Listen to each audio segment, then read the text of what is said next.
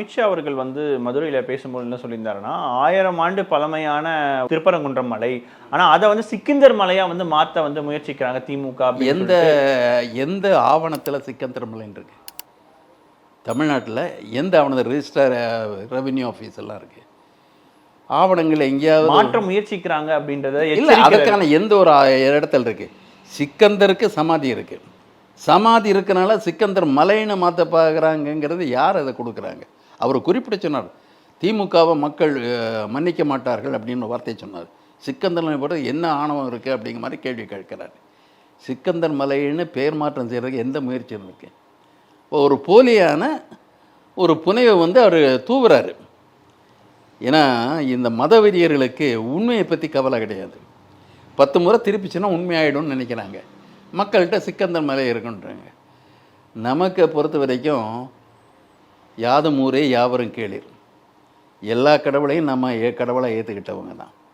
அது தமிழர் பண்பாடு. மற்ற வழிபாட்டு முறைகளை கொண்டவர்களை நாம் எதிரிகளாக அசுரர்களாக பார்ப்பது கிடையாது. அந்த மரபு வைதிக மரபு. பிராமணியத்தை ஏற்காதவர்களை, பிராமணியத்திற்கு உச்ச நிலையை தராதவர்களை அவர்கள் அசுரர்களாக ராட்சசர்களாக மாற்றிவிடுவார்கள். மனிதர்களே அல்ல, அவர்களை கொல்லுவது நியாயம். அதனால் அது சம்ஹாரங்கிற ஒரு இதை கொண்டு வந்தாங்க. தமிழ்நாட்டில் அது கிடையாது. சூர சம்ஹாரத்தை முருகனோடு இணைச்சதே அந்த ஒரு நோக்கத்துக்காக தான், பிராமணிய காவலரை மாற்றுறதுக்கு. இப்போ அது பேரளவுக்கு பூஜைகள் அந்த பாடப்படுது, அதெல்லாம் இருக்கே தவிர அது ஒரு முக்கியமானது கிடையாது. ஆனால் இப்போ நமக்கு தேவை, நமது கோவில்களில் நமது மக்களது மொழியும் நமது மக்களும் உரிய இடத்தை பெறுவது எப்படி? இதற்கு கவுண்டர் அதாக தான் இருக்க முடியும். கோவில்கள் இந்நிலத்தின் மக்களுக்குரியவை.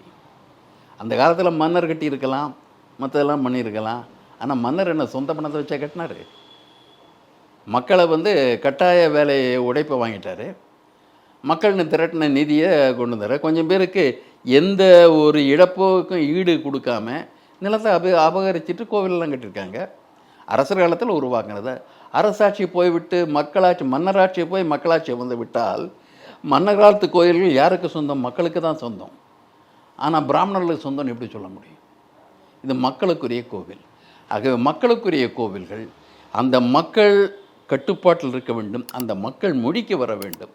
அப்பொழுதுதான் அந்த கோவில்கள் உண்மையிலேயே மக்களுக்கு நெருக்கமான கோவில்களாக இருக்க முடியும்.